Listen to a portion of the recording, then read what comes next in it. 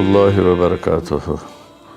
الحمد لله وكفى وسلام على عباده الذين اصطفى وخاصة على محمد رسول الله صلى الله تعالى عليه وسلم.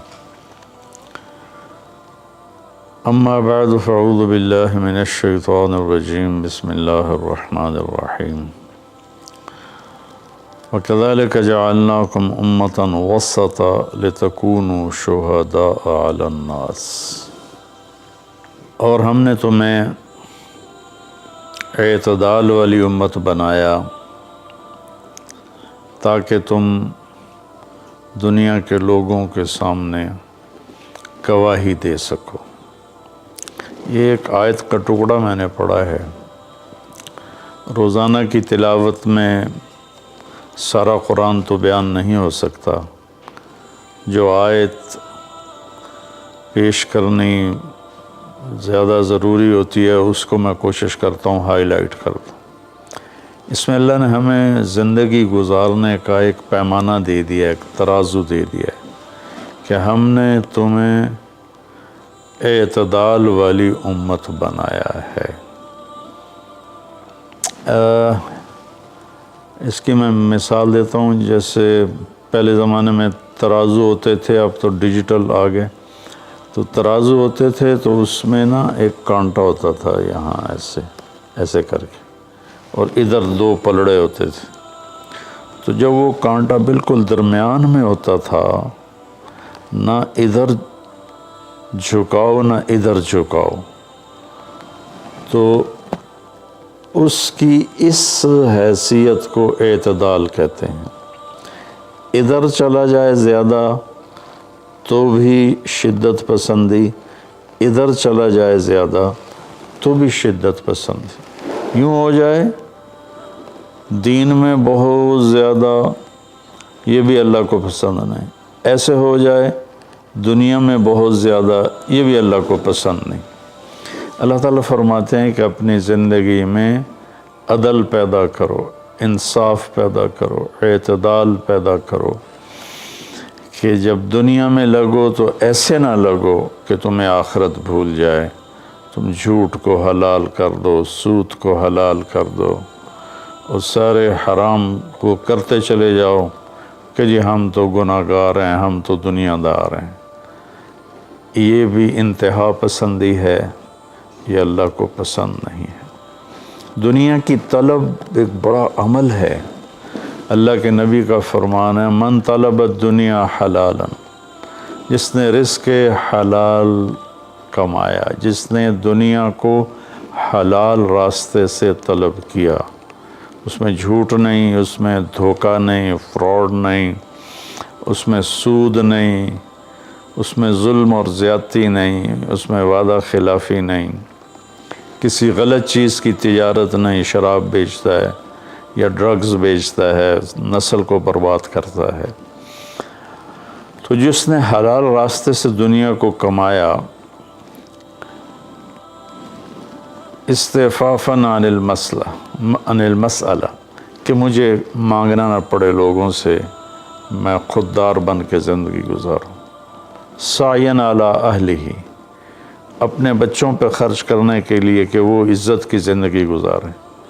تعطفاً علی جارہ، اپنے آس پاس کے غریب لوگوں پر خرچ کرنے کے لیے جو صبح بازار جاتا ہے اور اپنی جاب پر جاتا ہے، اپنی مزدوری پر جاتا ہے، وہ ریڑھی پر بیٹھتا ہے یا بہت بڑے پروجیکٹ کے آفس میں بیٹھتا ہے، اگر یہ چار باتیں اس کے اندر ہیں، حلال کماتا ہے، جابین رشوت نہیں لیتا، غلط کام نہیں کرتا، کسی کی فائل نہیں روکتا، بچوں پہ خرچ کرنے کے لیے اور پڑوسیوں کو نوازنے کے لیے، غریب پڑوسیوں پر خرچ کرنے کے لیے اور سوال سے بچنے کے لیے. جو دنیا کو کماتا ہے، تو اب آپ خوشخبری سنیں، لقی اللہ تعالی یوم القیامہ وجہہ مثل القمر لیلۃ البدر، قیامت کے دن وہ اللہ سے ایسے ملے گا کہ اس کا چہرہ 14ویں رات کے چاند کی طرح چمکتا ہوگا. تو ایسی دنیا کمانا بھی بندگی ہے. ریاکاری کے نفل پڑھ رہا ہو تو وہ جہنم ہے، اور ان 4 شرطوں کے ساتھ دکان پہ بیٹھا ہو، آفس میں بیٹھا ہو، ریڈی پہ بیٹھا ہو تو وہ جنت کا راستہ ہے، اللہ کو اتنا پسند ہے، کیونکہ اس میں درمیانی راستہ ہے، اعتدال والا راستہ ہے۔ اب اس میں انتہا پسندی کیا ہے؟ دوسری حدیث پیش کرتا ہوں، تعس عبد الدینار وعبد الدرہم وعبد القطیفہ، تعس وانتکس وإذا شیک فلن تقش، ان اعطی رضی وإن لم یعط سخط۔ آپ نے فرمایا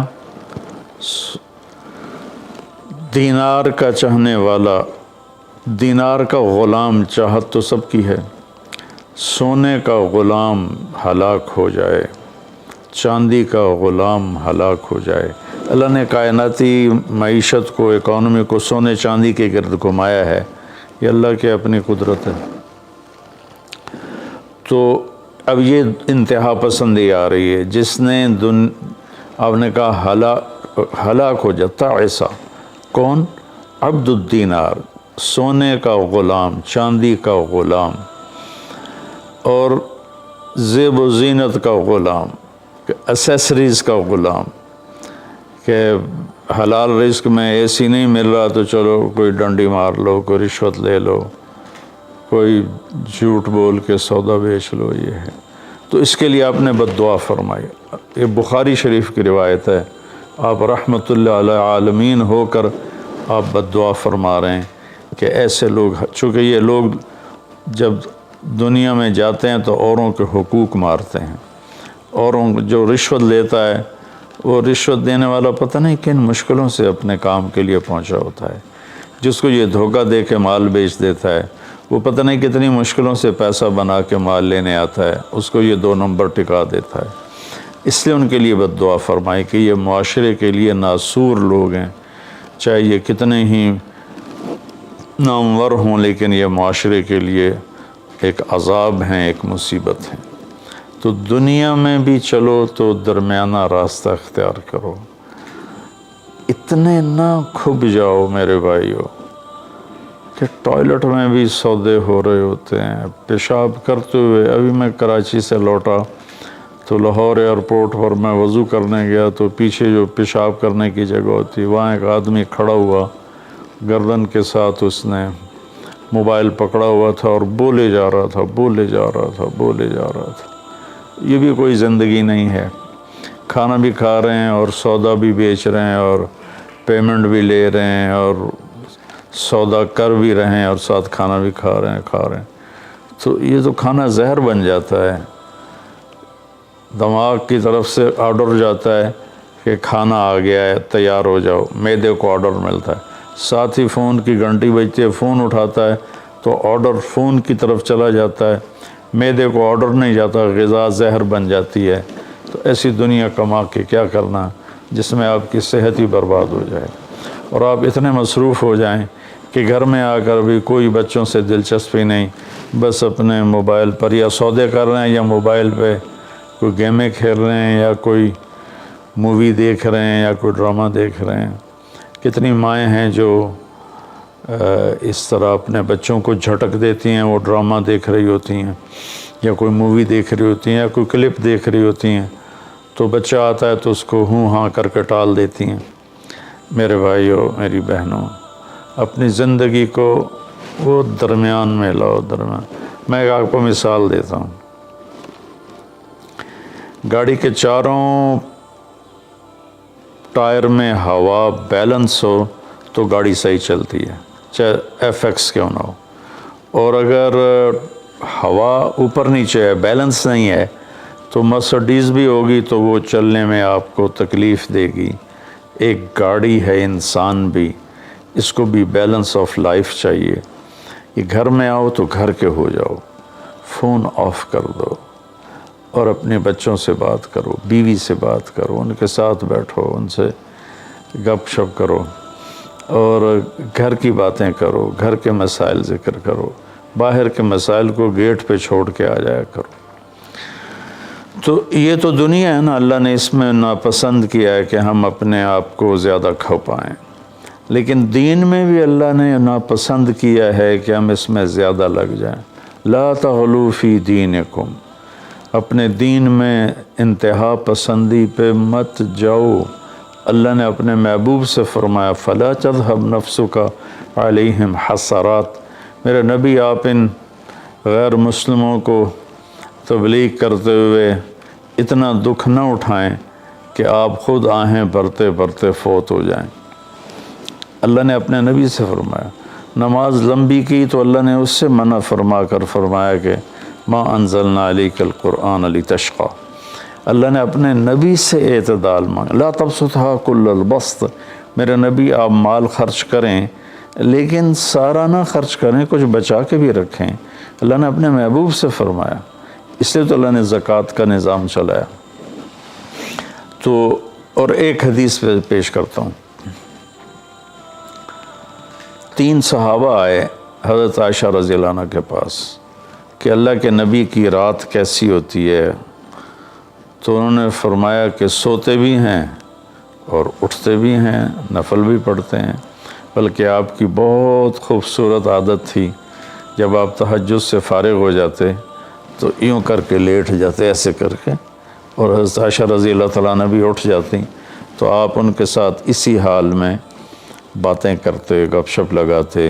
تہجد کے وقت میں اپنی بیگم سے پیار محبت کی باتیں ہو رہی ہیں، اتنے میں حضرت بلال اذان دیتے تو آپ اٹھ کے 2 رکعت سنت ادا کرتے اور نماز پڑھانے کے لیے مسجد تشریف لے جاتے تھے۔ تو اتنی اعتدال کی لائف تھی، ہنسی مذاق فرماتے تھے، اور حضرت عائشہ رضی اللہ عنہ کو لقمے بنا کے کھلاتے تھے، ان کو آٹا گوندھ کے دیتے رہے جب تک حضرت عائشہ رضی اللہ عنہ کو آٹا گوندھنا نہیں آیا، کہ وہ چھوٹی عمر میں ان کی شادی ہوئی تھی۔ تو انہوں نے جب یہ سنا تو کہنے لگے وہ تو اللہ کے نبی ہیں، وہ تو کچھ بھی نہ کریں، بخشے بخشائے ہیں، ہمیں تو کچھ کرنا چاہیے، کیا کریں؟ ایک نے کہا میں ساری رات نہیں سوؤں گا، نفل پڑھوں گا، کتنی اچھی نیت کی ہے۔ دوسرے نے کہا میں ساری زندگی روزے رکھوں گا،